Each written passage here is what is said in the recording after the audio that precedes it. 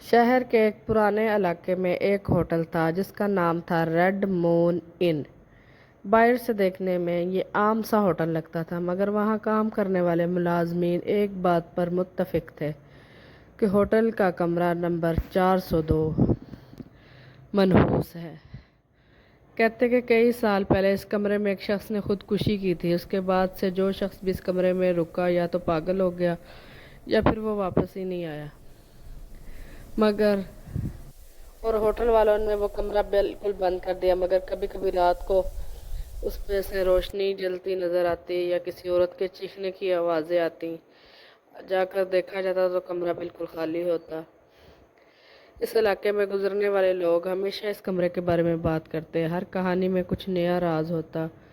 کچھ لوگ کہتے کہ کمرہ نمبر 402 میں جو روشنی آتی ہے وہ دراصل اس شخص کی روح کا انتقام ہے جس نے خودکشی کی تھی۔ وہ روح کسی کو چین نہیں لینے دیتے۔ پھر ایک دن ایک نوجوان لڑکی سارا ہوٹل میں آئی۔ اسے ان باتوں پر یقین نہیں تھا۔ جب اسے بتایا گیا کہ باقی تمام کمرے خالی نہیں ہیں، صرف ایک ہی کمرہ خالی ہے اور وہ کمرہ نمبر 402 ہے، اور اس کی حقیقت کے بارے میں بھی اس کو بتایا گیا، تو وہ ضد کرنے لگی کہ مجھے وہی کمرے کی چابی چاہیے۔ لیکن مینیجر نے بہت روکا لیکن وہ مانی نہیں۔ لیکن اس کی ضد کی وجہ سے بالآخر جو مینیجر ہے اس نے اس کو چابی پکڑا دی۔ رات کا وقت تھا جب سارا اپنے کمرے میں داخل ہوئی۔ جیسے ہی اس نے دروازہ بند کیا، کمرے کی فضا ہی بدل گئی۔ اندھیرا، سردی بڑھنے لگی اور اچانک دروازے کے پیچھے سے ایک ہنسی کی آواز آئی۔ سارا نے پلٹ کر دیکھا مگر کچھ بھی نہیں تھا وہاں پر۔ اگلے ہی لمحے کمرے کی کھڑکی میں سے کوئی سایہ اندر آتا دکھائی دیا۔ سارا نے خوف کے باوجود کھڑکی کی طرف دیکھنے کی کوشش کی۔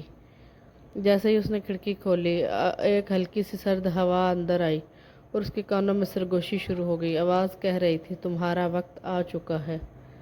سارا کی نظریں دروازے کے پیچھے گئی کہ وہ ایک سایہ کھڑا تھا جو آہستہ آہستہ اس کی طرف بڑھ رہا تھا۔ دل کی دھڑکن تیز ہو گئی، اس کا جسم ساکت ہو گیا۔ وہ سایہ بھی کچھ قدم دور ہی تھا کہ اچانک کمرے میں ایک زوردار آواز آئی، جیسے کوئی چیز گر کر ٹوٹ گئی ہو۔ سارا نے پلٹ کر دیکھا تو کمرے کے ایک کونے میں ایک گم شدہ چمچ اور پلیٹ نظر آئی جو خود بخود گر کر ٹوٹ چکی تھی۔